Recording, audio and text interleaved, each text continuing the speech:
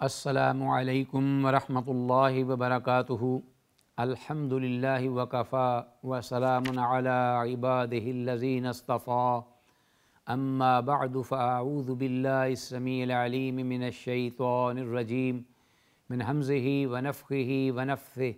بسم اللہ الرحمن الرحیم۔ فبشر عباد الذین یستمعون القول فیتبعون احسنہ، اولئک الذین ھداھم اللہ واولئک ھم اولو الالباب۔ ناظرین، پروگرام صوت ہادی پیش خدمت ہے اور اللہ کی بارگاہ میں دعا ہے کہ اللہ احکم الحاکمین ہم سب کو کتاب اللہ سنت رسول اللہ صلی اللہ علیہ وسلم کی تعلیمات کو سن کر سمجھ کر ان پہ عمل پیرا ہونے کی توفیق عطا فرمائے۔ اللہم ارنا الحق حقا وارزقنا اتباعہ وارنا الباطل باطلا وارزقنا اجتنابہ، آمین یا الہ العالمین۔ ناظرین، آج کی اس نشست میں جو گفتگو ہم کرنا چاہ رہے ہیں وہ اس حدیث کا تتمہ ہے جس کا تذکرہ ہم نے گزشتہ پروگرام میں کیا تھا، اور اس کا تعلق بھی حج کے احکام و مسائل سے ہے۔ حج کے احکام و مسائل کے سلسلے میں یہ احادیث جو مؤلف رحمہ اللہ نے ذکر کی ہیں، ان احادیث میں سے ایک یہ حدیث بھی ہے جس کا نمبر ہمارے پاس 739 ہے، اور اس پر جو باب کے الفاظ ذکر ہوئے ہیں وہ میں چاہوں گا کہ ایک بار پھر اعادہ کرتا چلوں۔ باب الطیب للمحرم عند الاحرام، کہ احرام باندھنا والا پہننے والا شخص حج یا عمرے کے لیے، اس کے لیے یہ جائز ہے کہ وہ خوشبو کا استعمال جائز نہیں بلکہ سنت ہے، مستحسن ہوگا کہ وہ سنت پر عمل کرے۔ پہلے احرام باندھنے سے یا احرام کی یا حج اور عمرے کی عبادت میں داخل ہونے سے پہلے وہ جو صفائی کرے گا، طہارت کرے گا، اہتمام کرے گا، اس میں وہ خوشبو کا استعمال کرے، جیسا کہ ام المومنین حضرت عائشہ رضی اللہ تعالیٰ عنہا سے روایات مروی ہیں۔ کہتی ہیں کہ قالت کنت اطیب رسول اللہ صلی اللہ علیہ وسلم لإحرامہ حین یحرم، میں اللہ کے رسول صلی اللہ علیہ وسلم کو احرام باندھتے وقت خوشبو لگاتی یا لگایا کرتی تھی۔ ایک بار نہیں، کئی بار یہ عمل ہوا اور آپ نے یہ عمل دہرایا۔ آپ صلی اللہ علیہ وسلم اس خوشبو کو پسند فرماتے تھے کیونکہ یہ ایک پاکیزگی اور نفاست اور طہارت کی علامت ہے۔ تو وَلِحِلِّهِ، اور ساتھ ہی یہ فرمایا کہ قبل ان یطوف بالبیت، آپ صلی اللہ علیہ وسلم جب اپنا حج ادا کر لیتے، اپنا کر لیا اپنا حج، تو اس وقت آپ کے مکمل حلال ہونے سے پہلے بھی میں نے آپ کو خوشبو لگائی۔ یعنی گویا کہ جیسا کہ دیگر احادیث میں اس کا تذکرہ بھی ہے کہ آپ صلی اللہ علیہ وسلم نے سارا حج کیا، احرام سے پہلے حضرت عائشہ رضی اللہ تعالیٰ عنہا نے خوشبو لگائی، اور بعض روایات میں یہ ذکر ہے اس بات کا کہ وہ خوشبو جو تھی حضرت عائشہ رضی اللہ تعالیٰ عنہ فرماتی ہیں کہ 3 دن تک اس خوشبو کی مہک جو ہے وہ محسوس کرتی رہی، یعنی 3 دن تک وہ خوشبو، اس کے نشانات جو ہیں وہ معلوم ہوئے اور نظر آتے رہے اور محسوس ہوتے رہے۔ یہ جو الفاظ ہیں حضرت عائشہ رضی اللہ تعالیٰ عنہ کے، یہ قابل غور ہیں، اس لیے کہ غالباً احناف یا دیگر اہل علم وہ ان کا یہ کہنا ہے کہ آپ صلی اللہ علیہ وسلم نے خوشبو تو لگائی، لیکن آپ نے جب احرام سے پہلے خوشبو لگائی تو آپ جو غسل فرمایا بعد میں احرام باندھنے سے پہلے، تو اس غسل میں اس خوشبو کے اثرات اور خوشبو یہ کا رنگ وغیرہ جو ہے وہ ختم ہو چکا تھا، مٹ چکا تھا، تو اس لیے ایسی خوشبو لگانے میں حرج کوئی نہیں۔ اگر وہ خوشبو جس کے اثرات ختم نہ ہوں یا وہ خوشبو باقی آتی رہے تو ایسی خوشبو جو ہے وہ احرام سے پہلے بھی لگانے کی اجازت نہیں ہے جسم کو۔ تو یہ ان کا جو ہے تکلف ہے، یعنی جیسا کہ حضرت عائشہ رضی اللہ عنہ فرماتی ہیں کہ ہم 3 دن تک بعد میں بھی اس خوشبو کے اثرات اور مہک محسوس کرتے رہے جو آپ کے جسم میں سے آتی تھی۔ تو اس کا مطلب یہ ہے کہ آپ نے جو احرام باندھنے کے لیے غسل کیا تو اس وقت وہ بعد میں خوشبو لگائی، نہ کہ غسل کے ساتھ وہ دھل گئی۔ تو اگر کوئی شخص احرام سے پہلے خوشبو لگا لیتا ہے جسم کے کسی حصے میں، تو احرام کے باندھ لینے کے یا پہن لینے کے بعد بھی اگر اس کے اثرات باقی رہتے ہیں، اس کی خوشبو آتی رہتی ہے، تو وہ بالکل جائز ہے۔ اس حدیث سے یہ ثابت ہوتا ہے۔ باقی جو احادیث پہلے گزری ہیں جن کا ہم نے تذکرہ کیا تھا کہ آپ نے بڑی احتیاط کے ساتھ محرم کے لیے خوشبو کا جو ہے وہ استعمال روک دیا تھا، تو اس بارے میں حافظ ابن حجر رحمہ اللہ کہتے ہیں کہ وہ 8 ہجری کا واقعہ تھا۔ 8 ہجری کے وقت یہ آپ نے پہلے بات کہی فرمائی، اس کے بعد جو آپ کا دوسرا آخری عمل تھا وہ 10 ہجری ذی الحج، یعنی آپ نے جب حج عطا فرمایا، 10 ہجری کو جب آپ نے حجۃ الوداع کے موقع پر یہ خوشبو کا خود استعمال کیا، اور حضرت عائشہ رضی اللہ تعالیٰ عنہ نے یہ تذکرہ کیا اس خوشبو کا کہ اس کے ساتھ بھی باقی بعد میں نظر آتے تھے۔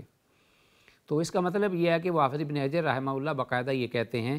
کہ یہ آپ صلی اللہ علیہ وسلم کا جو 10 ہجری والا عمل ہے وہ پہلے کا ناسخ ہے، جو پیغمبر کے آخری عمل کا اعتبار ہوتا ہے۔ اگر پہلے کوئی آپ نے عمل کیا ہے یا پہلے کوئی بات کی ہے تو بعد والا عمل یا بات کی جو بات یا فرمان ہے وہ پہلے کے ناسخ ہوگی، تو وہ پہلا حکم خوشبو کی احتیاط کے بارے میں منسوخ ہے۔ اب یہ حکم ہے کہ خوشبو احرام سے پہلے بدن میں بھی لگائی جا سکتی ہے، سر میں بھی لگائی جا سکتی ہے، اس کے خاص رات جو ہیں وہ بعد میں احرام کی حالت میں یا بعد تک اس کے محسوس ہوتے رہیں۔ تو فرمایا کہ وَلِحِلِّهِ، میں آپ کے حلال ہونے کے وقت بھی جو ہے وہ خوشبو لگاتی قبل ان یطوف بالبیت، اس سے پہلے کہ آپ طواف زیارت کر لیتے۔ تو آپ کو ناظرین یہ علم ہے کہ حج کرنے والا شخص جب وہ جمرہ عقبہ پر آ کے رمی کر لیتا ہے تو علماء کہتے ہیں کہ جو پہلا تحلل ہے وہ وقوع ہو جاتا ہے، واقع ہو جاتا ہے، یعنی اس میں انسان حلال ہو جاتا ہے، کپڑے پہن لیتا ہے، اس میں اپنے بال جو ہیں وہ کاٹ لیتا ہے، احرام کی ایک حالت میں سے نکل آتا ہے، لیکن صرف اس پر اگر کوئی قدغن ہوتی ہے یا پابندی ہوتی ہے تو وہ صرف اپنی بیوی کے پاس جانے کی اجازت نہیں ہوتی۔ بیوی کے پاس جانے سے مراد ہے مجامت، حقیقی مجامت کرنا،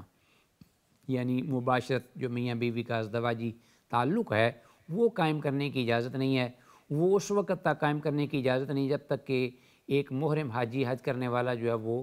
طواف زیارت نہ کر لے، جسے طواف افادہ بھی کہتے ہیں، جو حج کا رکن ہے۔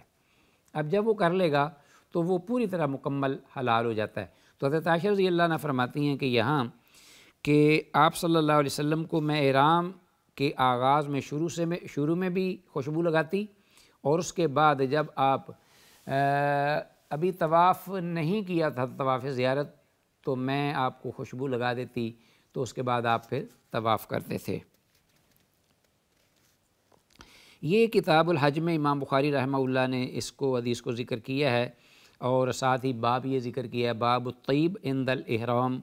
کہ احرام سے پہلے جو ہے وہ خوشبو کا استعمال اور اس کا جواز کے طور پہ انہوں نے یہ حدیث کو ذکر کیا ہے۔ آتے ہیں اسی باب کے تحت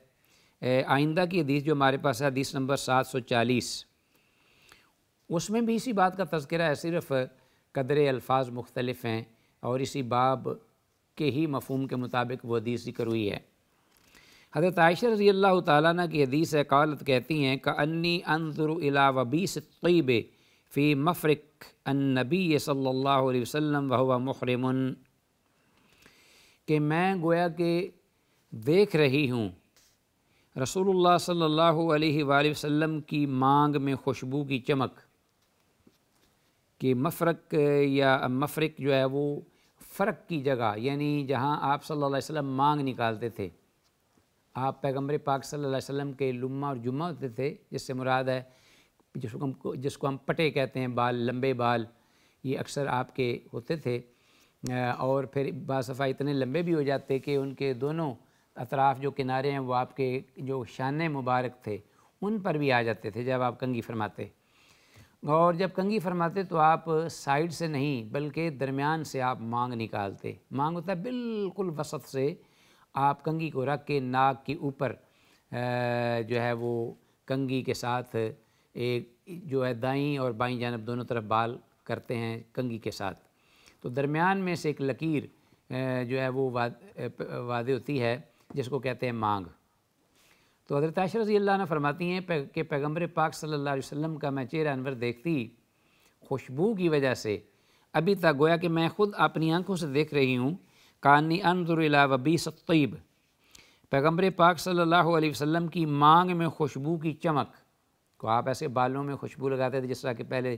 تذکرہ ہوا ہے حضرت عبید بن جریج کی حدیث میں، اور عبداللہ بن عمر رضی اللہ عنہما فرماتے ہیں کہ میں نے پیغمبر صلی اللہ علیہ وسلم کو دیکھا اور آپ خوشبو لگاتے تھے اور رنگ تھا، خوشبو کا رنگ ہوتا تھا۔ فی مفرق النبی وہو محرم، اس حال میں کہ آپ احرام باندھے ہوئے ہیں۔ یہ جو الفاظ ہیں یہ پھر قابل غور ہیں اور پہلی حدیث کی توثیق میں ہیں ام المومنین حضرت عائشہ رضی اللہ عنہا کی، اور ان لوگوں کے جواب میں کے برخلاف جو یہ سمجھتے ہیں کہ ایسی خوشبو کا استعمال محرم کے لیے جائز نہیں کہ جس کے اثرات یا رنگ جو ہے وہ بعد میں بھی احرام کی حالت میں محسوس ہو، بلکہ وہ اتنا تکلف کرتے ہیں، اتنا تکلف کہ وہ احرام کی حالت میں اگر ہاتھ گندے ہوں اور سیاہی لگی ہوئی ہو اور گندگی ہو، پاس کوئی صابن پڑا ہو، تو صابن میں معمولی سی جو کہ ایک عام فطری صابن کو ذرا بنانے کے لیے خوش ذائقہ کہ لوگ جو ہیں وہ اس سے نفرت نہ کریں یا اگتا نہ جائیں، تو اس میں سے ہلکی سی مہک ہوتی ہے، اس سے بھی وہ بچتے ہیں، وہ کہتے ہیں ایسا صابن بھی استعمال نہیں کرنا چاہیے۔ تو یہ ایک تکلف ہے، میں کہتا ہوں کہ یہ ہمارے دین جو کہ شریعت طاہرہ جس کا مزاج طہارت اور پاکیزگی ہے اس کے یہ خلاف ہے۔ ٹھیک ہے، اللہ رب العالمین نے جن چیزوں کا حکم دیا بالکل ببانگ دول اس پہ عمل کرنا یہی عین عبادت اور اجر و ثواب کا باعث ہے، لیکن اتنی معمولی چیزیں، حتیٰ کہ میں نے یہ بھی سنا کہ اگر حجر اسود کو بعض لوگ جو ہیں وہ اس میں وہ خوشبو یا عطر ڈال دیتے ہیں تاکہ وہ بار بار لوگوں کا جمع غفیر اور ہاتھ لگ کے اور ان کے منہ لگ کے تو جو حجر اسود ہے اس کی اوپر میل نہ جم جائے، اس میں بو نہ آنی شروع ہو جائے، اس میں جو ہے وہ تعفن نہ پیدا ہو، تو وہ کچھ اس میں عطریات کا یا خوشبو کا استعمال جو ہے وہ کرتے ہیں وہاں کے جو متعین ہوتے ہیں اوپر حجر اسود کے اندر۔ تو میں نے سنا کہ وہ لوگ ان کو موقع مل رہا ہو اس حجر اسود کو بوسہ دینے کا تو وہ پیچھے ہٹ جائیں گے، اس حد تک اس لیے کہ ہم محرم احرام کی حالت میں ہیں، تو کہیں ایسا نہ ہو کہ وہ ہمارے جسم میں وہ جو حجر اسود کی خوشبو ہے وہ لگ جائے، ہمارے چہرے کو یا ہمارے کسی جسم کے حصے کو یا ہمارے ہاتھ کو وہ چمٹ نہ جائے۔ تو اس حد تک وہ یہ تکلف جو ہے یہ مالا یطاق، یہ اس کو اللہ رب العالمین کی یہ جو رحمت ہے اس کی یہ چیز منافی ہے۔ تو عام عادی حالات میں چیزوں میں جو چیز ایک انسان خود آپ خوشبو کا استعمال نہیں کر رہا ارادتاً، تو اگر ارادے کے بغیر اگر اس کو کوئی آدمی جس کو خوشبو لگی ہے وہ اس کا ہاتھ لگ جاتا ہے یا اس کو وہ کپڑا ٹچ ہو جاتا ہے تو وہ اس سے وہ کپڑے کو ہی اتار کے پھینک دے یا پھاڑ دے یا اس وہاں سے بھاگ اٹھے، تو یہ طریقہ جو ہے یہ درست نہیں ہے اور نہ ہی یہ شرعی مزاج کے مطابق ہے، بلکہ اللہ کے فضل و کرم سے اس پر کوئی قدغن نہیں ایسی بات کی۔ تو عائشہ رضی اللہ تعالیٰ عنہ فرماتی ہیں کہ رسول اللہ صلی اللہ علیہ وسلم احرام باندھے ہوئے ہیں، وہو محرم، اس حال میں حالۃ کونہ محرمن، واو حالیہ ہے کہ میں نے دیکھا کہ رسول اللہ صلی اللہ علیہ وسلم اس حال میں آپ کے سر مبارک کے مفرق کو میں نے دیکھا، مانگ کو دیکھا کہ جس میں خوشبو نظر آ رہی ہے اور خوشبو کی مہک ہے اور آپ احرام کی حالت میں، تو ظاہر ہے کہ وہ خوشبو آپ نے پہلے استعمال کی۔ تو یہ ناظرین اس بارے میں ہم نے پہلے گفتگو کر لی ہے، خوشبو کے بارے میں آتے ہیں۔ آئندہ ایک اور حدیث ہے جو کہ 741 741 ہمارے پاس موجود ہے، اور یہ بھی حضرت عائشہ رضی اللہ تعالیٰ عنہ سے مروی حدیث اسی باب کے تحت ذکر ہوئی ہے کہ محرم کے لیے جائز ہے کہ وہ شروع میں خوشبو کا استعمال کر لے۔ محمد بن المنتشر، محمد المنتشر کے جو بیٹے ہیں ان سے یہ روایت موجود ہے یا مذکور ہے، قال وہ کہتے ہیں کہ سألت عائشہ تھا، میں نے عائشہ رضی اللہ تعالیٰ عنہا سے سوال کیا، فذکرت تو کہتے ہیں کہ میں نے ذکر کیا ان کو قول ابن عمر، حضرت عبداللہ بن عمر رضی اللہ عنہما کا قول، جیسا کہ میں نے اس بات کے بارے میں ذکر کیا تھا کہ حضرت عبداللہ بن عمر رضی اللہ عنہما اس بات کے قائل نہیں تھے کہ خوشبو کا استعمال جو ہے وہ جائز ہے، وہ اس کے بارے میں زیتون یا کوئی اور تیل استعمال کر لیا کرتے تھے۔ تو یہی موقف امام مالک رحمہ اللہ کا ہے موطا میں، جبکہ جمہور اہل علم جو ہیں ان کا اس موقف سے ہٹ کر اپنا رائے ہے یا خیال ہے، جو جیسا کہ ہم نے ذکر کیا ہے ابھی۔ اور اس بارے میں یہ روایت بھی آتی ہے، الجامع میں ذکر ہوئی ہے کہ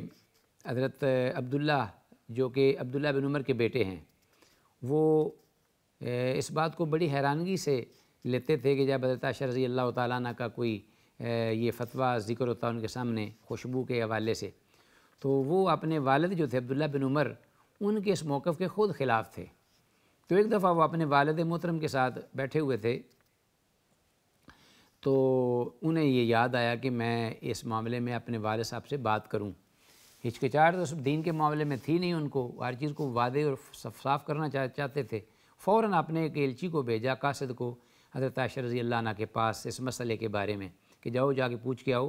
کہ رسول اللہ صلی اللہ علیہ وسلم کا کیا عمل تھا خوشبو کے حوالے سے احرام کی حالت میں۔ تو حضرت عائشہ رضی اللہ عنہ نے فوراً بتا دیا کہ میں تو خود اللہ کے رسول صلی اللہ علیہ وسلم کو خوشبو لگاتی تھی احرام سے پہلے، اور پھر اس کے 3 دن تک جو اثرات ہیں وہ بھی نظر آتے تھے ہمیں، اور بعد میں آپ طواف سے پہلے بھی میں ان کو جو ہے وہ خوشبو لگاتی تھی۔ وہ قاصد وہ پیغام لے کے آ گیا حضرت عبداللہ بن عمر کے پاس، اور حضرت عبداللہ ان کے بیٹے بھی موجود تھے۔ تو اس پر جب انہوں نے حضرت اپنے والد محترم کے سامنے وہ بات رکھی تو حضرت عبداللہ بن عمر رضی اللہ عنہما بالکل خاموش ہو گئے، انہوں نے کوئی دوسری بات نہیں کی۔ اور حضرت سالم بن عبداللہ جو تھے وہ بھی اپنے والد عبداللہ اور اپنے دادا جو حضرت عمر بن خطاب رضی اللہ عنہ، ان کے بارے میں یہی خوشبو کے حوالے سے معترض تھے۔ تو انہوں نے بھی یہی بات اور یہی عمل جو ہے وہ حضرت عائشہ رضی اللہ عنہ کا اسی پر ہی عمل کیا۔ تو گویا کہ آپ ذرا دیکھیے کہ ہم معمولی بات پر دین کے حوالے سے کتاب و سنت کے واضح دلائل ہوتے ہوئے، رسول اللہ صلی اللہ علیہ وسلم کی سنت طاہرہ ہوتے ہوئے، ہم بڑے آرام سے ادھر ادھر کے اقوال جو ہیں اور فقہی موشگافیاں ان پر عمل پیرا ہو جاتے ہیں، اور رسول اللہ صلی اللہ علیہ وسلم کی واضح سنت کو ہم اگنور کر لیتے ہیں۔ تو صحابہ کرام اور آگے ان کی اولادیں، ان کا یہ معاملہ تھا کہ جب بھی سامنے کو بات آتی ببانگ دغل اس بات کا تذکرہ کرتے کہ جی یہ سنت رسول اللہ صلی اللہ علیہ وسلم کی یہ ہے، اور وہ بھی آگے سے خاموش ہو جاتے۔ حضرت عبداللہ بن عمر اور حضرت عائشہ رضی اللہ عنہ تو باقاعدہ کہا کرتی تھی کہ یرحم اللہ ابا عبد الرحمن، کہ انا طیبت رسول اللہ صلی اللہ علیہ وسلم۔ ابو عبد الرحمن کے بارے میں جب عبداللہ بن عمر رضی اللہ عنہ ماں کا جب یہ معاملہ ان کے سامنے آتا حضرت عائشہ رضی اللہ عنہ کے سامنے، تو وہ کہتی ہیں کہ اللہ رحم کرے ابو عبد الرحمن پر، میں نے تو رسول اللہ صلی اللہ علیہ وسلم کو خود خوشبو لگائی ہے اس بارے میں۔ تو ناظرین، یہ انداز تھا ان کا دین کے بارے میں، بڑی محتاط تھے کہ جب بھی یوں ہی انہیں معلوم ہوتا کہ صحیح مسئلہ، تو بغیر کسی لگی لپٹی بات کے یا کسی تذبذب اور تردد کے فوراً وہ اس پر عمل پیرا ہو جاتے تھے۔ تو بقیہ الفاظ جو ہیں وہ انشاءاللہ حدیث کے ہم بعد میں آئندہ پروگرام میں ذکر کریں گے، اجازت چاہتے ہوئے کہ جو کچھ کہا سنا ہے اللہ حکم الحاکمین اس پروگرام کے حوالے سے ہمیں سمجھنے اور اس پر عمل کرنے کی توفیق دے۔ وآخر دعوانا ان الحمد للہ رب العالمین۔ السلام علیکم ورحمۃ اللہ وبرکاتہ۔